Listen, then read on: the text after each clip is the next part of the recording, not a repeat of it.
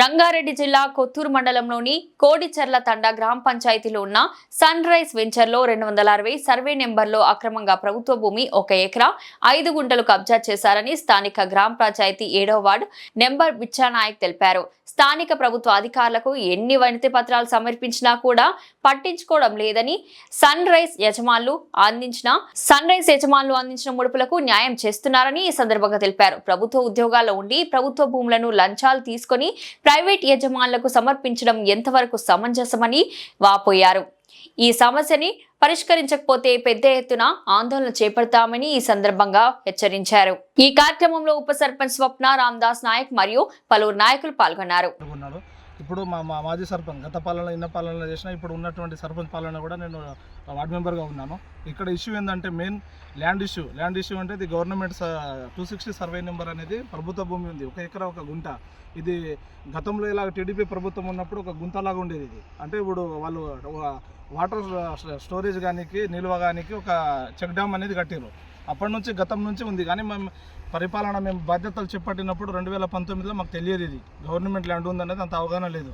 వేరే వాళ్ళ ద్వారా మా పెద్ద మనుషుల ద్వారా తెలుసుకొని దాని మీద ఎంఆర్ఓ గారికి అర్జీ పెట్టుకొని మేము పెద్ద మనుషులంతా ఏకతాటి మీద పోరాడినాం.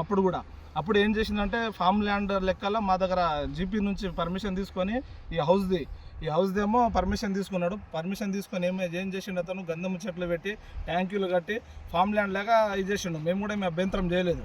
కానీ మేము అప్పుడు మేము అభ్యంతరం చేసింది ఏంటంటే 260 సర్వే నెంబర్ ప్రభుత్వ ల్యాండ్ మీద అది మాకు కావాలి, సహజ సంపద. దాన్ని కాపాడాల్సిన బాధ్యత మా గ్రామ పంచాయతీ పాలకుల మీద ఉంటుంది. కాబట్టి మా సర్పంచ్ సాబ్ను తీసుకొని అప్పుడు ఉన్నటువంటి సర్పంచ్ సంతోష్ నాయక్ని తీసుకొని మేము పోరాడినాం. అప్పుడు ఉన్నటువంటి ఎంఆర్ఓ కూడా మాకు సహకరించి మా ల్యాండ్ మాకు అప్పగించడం జరిగింది. అప్పటి నుంచి మేము 2022 ఫిబ్రవరిలో మా పరిపాలన పూర్తయిన తర్వాత మేము కూడా పట్టించుకోలేదు, ఇక్కడ రాలేదు. అంటే ఇది గతంలో మా పీరియడ్లో ఎట్లుంటే ఇది ఫామ్ ల్యాండ్ లెక్కనే ఉండే. దాని తర్వాత లేఅవుట్ ఈ స్పెషల్ ఆఫీసర్లు ఎప్పుడైతే బాధ్యతలు తీసుకున్నారో, అంటే స్పెషల్ ఆఫీసర్ అంటే ఇప్పుడు కార్యదర్శిదే పూర్తి బాధ్యత ఉండే మా గ్రామ పంచాయతీ. ఆ బాధ్యత చేపట్టినప్పటి నుంచి 6 మంత్ నుంచి నడుస్తుంది ఇది.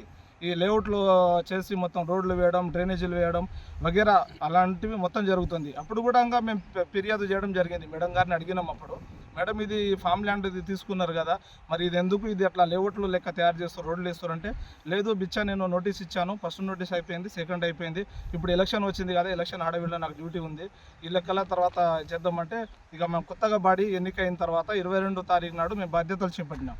22 తారీఖున బాధ్యతలు చేపట్టుకుని 29వ తారీఖు నాడు బాడీ మీటింగ్ నిర్వహించుకున్నాం గ్రామ పంచాయతీ.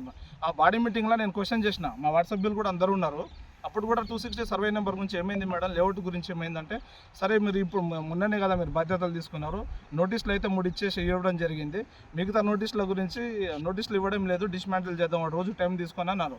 కానీ మేడం చేసింది ఏంది, 29వ తారీఖు మీటింగ్ పెట్టినప్పుడు 24 తారీఖే డిస్మాంటిల్ చేశారు.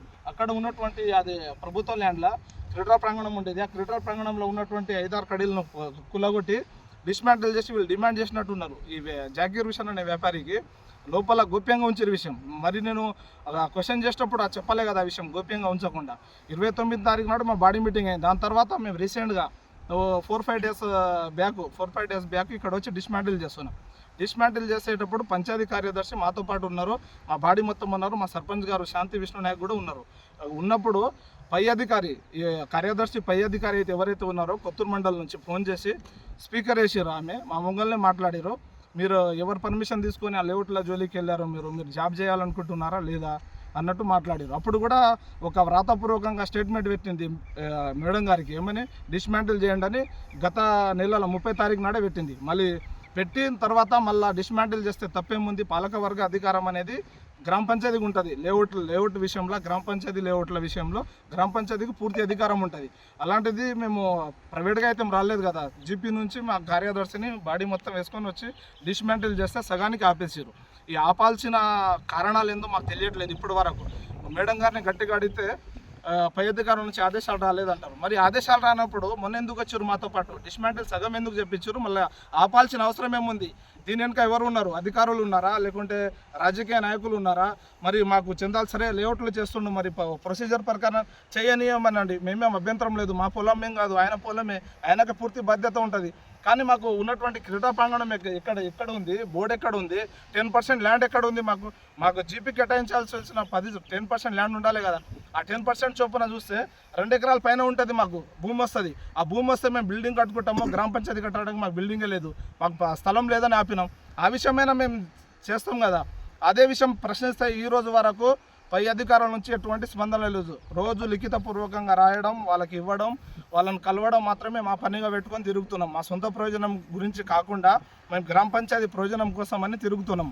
నిన్న డిప్యూటీ కలెక్టర్ గారిని కలిసినాం, డిపిఓ గారిని కలిసినాం. ఈరోజు పొద్దునే గ్రామ పంచాయతీ కార్యదర్శికి ఫోన్ చేసి మేడం డిస్మాంటిల్ చేద్దాం, డిపిఓ గారు అన్నారు కదా మీకు ఆదేశించారు, డిపిఓ గారు ఆదేశించారు కదా మరి డిస్మాంటిల్ చేద్దాం అంటే మేడం గారు ఏమని తప్పించుకున్నారు, లేదు నేను డిపిఓ గారి దగ్గర వెళ్తున్నాను, ఫైల్ తెమ్మన్నారు, డిపిఓ గారి దగ్గర వెళ్తున్నామని చెప్పారు. మరి డిపిఓ గారి దగ్గర వెళ్ళలేదు, ఈరోజు ఇప్పుడు వరకు జీపీలోనే ఉన్నారు.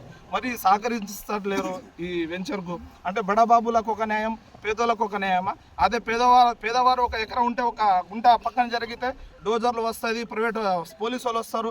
మరి వీళ్ళందరూ ఎడిపోయారు. ఈ రోజుల్లో వచ్చి మేము ప్రతి పేపర్లో ప్రతి న్యూస్లో మేము ప్రశ్నిస్తూనే ఉన్నాం, కొట్లాడుతూనే ఉన్నాం. మరి ఎందుకు పోలీసు వాళ్ళు లేరు, అధికారులు లేరు, దీని మీద చర్యలు లేవు? జాకీర్ హుసేన్ ఎక్కడ? మరి మేము డిస్మాంటిల్ చేసినాం, ఆయన కూడా అడగాలే కదా.